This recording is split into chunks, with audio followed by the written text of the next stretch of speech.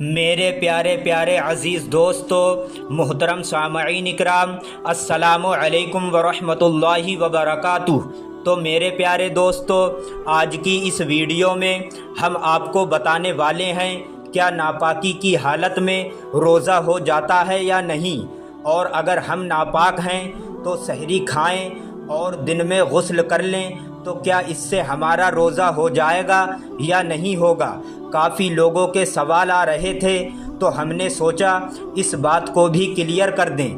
تو میرے پیارے دوستو، ویڈیو شروع ہونے سے پہلے اللہ رب العزت سے دعا کر لیتے ہیں، یا اللہ جتنے بھی لوگ اس ویڈیو کو دیکھ رہے ہیں یا سن رہے ہیں ان کی تمام پریشانیوں کو نبی کریم صلی اللہ تعالی علیہ وسلم کے صدقے میں دور فرمائے، اور ہم سب کو رمضان المبارک کے مہینے کے روزے رکھنے کی توفیق عطا فرمائے، آمین اللہم آمین۔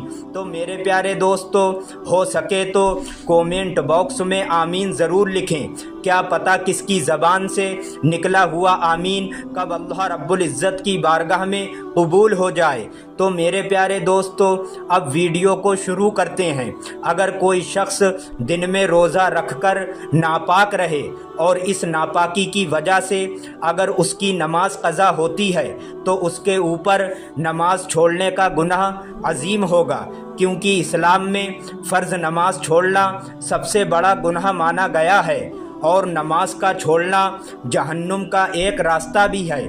اس لیے آپ نمازوں کی پابندی کیا کریں، لیکن اس ناپاکی سے روزے کا کوئی تعلق نہیں ہے، یعنی کہ ناپاکی کی حالت میں روزہ ہو جاتا ہے۔ یہ خیال کرنا کہ ناپاکی کی حالت میں روزہ نہیں ہوگا، یہ آپ لوگوں کی غلط فہمی ہے۔ اب یہ بات تو کلیئر ہو گئی کہ ناپاکی کی حالت میں روزہ ہوگا یا نہیں ہوگا۔ ناپاکی کی حالت میں روزہ ہو جائے گا۔ اب بات کرتے ہیں، آپ لوگ ایک چھوٹا سا خیال کرو کہ ناپاکی کی حالت میں روزہ تو ہو جائے گا، لیکن بنا نماز کے روزہ رکھنے سے کیا فائدہ؟ اب اگر کوئی مجبوری ہے تب تو کوئی بات نہیں، جیسے ہماری ماں اور بہنیں ہیں، ان کو پیریڈز وغیرہ ہوتے ہیں تو پیریڈز کے دوران انہیں نماز چھوڑنے کی اجازت ہے، لیکن وہ بھی اس شرط پر کہ پیریڈز ختم ہونے کے بعد ان نمازوں کو دوبارہ ادا کیا جائے۔ ناپاکی کا مطلب یہاں پر ہم بستری والی ناپاکی کی بات ہو رہی ہے۔ پیریڈز میں جو ہماری ماں اور بہنیں ہیں ان کا روزہ چھوڑنے کی اجازت ہے، لیکن وہ اس شرط پر کہ رمضان شریف ختم ہونے کے بعد ان روزوں کو پورا کیا جائے۔ باقی جو لوگ نارملی ناپاک رہتے ہیں، ہم بستری کے بعد غسل نہیں کرتے ہیں یا پھر پیشاب وغیرہ کرنے کی وجہ سے ناپاک ہو جاتے ہیں، ان لوگوں کو چاہیے کہ وہ جتنا جلدی ہو سکے غسل کر لیں، لیکن اس سے ان کے روزے پر کوئی فرق نہیں پڑے گا۔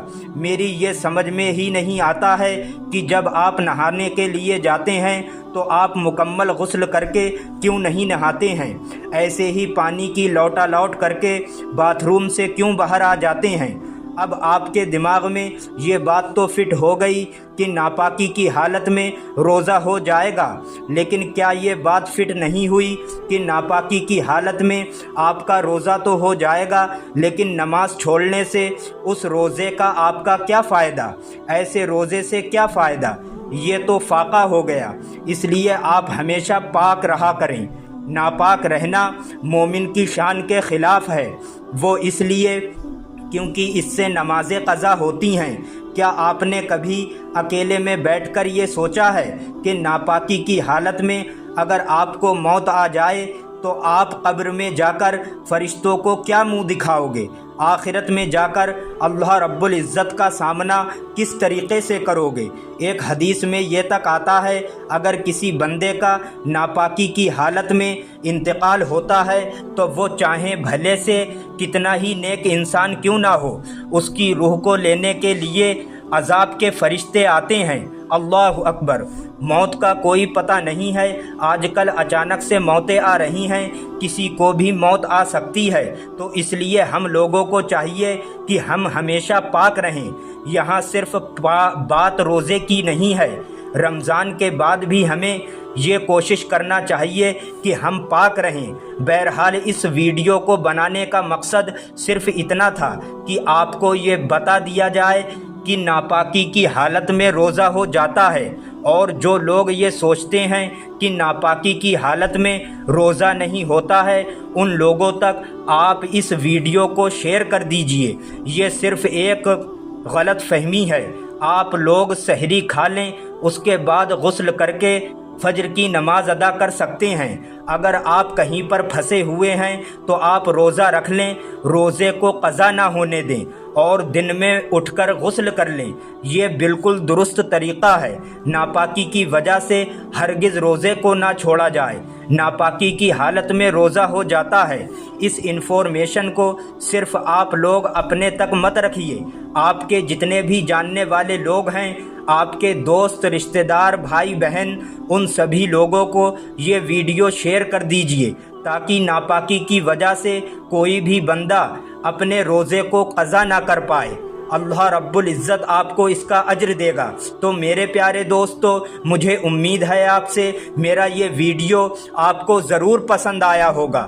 اگر پسند آیا ہو تو میری اس ویڈیو کو دل سے لائک کریں اور ثواب کی نیت سے زیادہ اپنے دوستوں کو شیئر کریں۔ اور اگر آپ ہمارے چینل پر پہلی بار تشریف لائے ہیں تو آپ سے گزارش ہے ہمارا چینل شفا وظیفہ 786 کو سبسکرائب کریں۔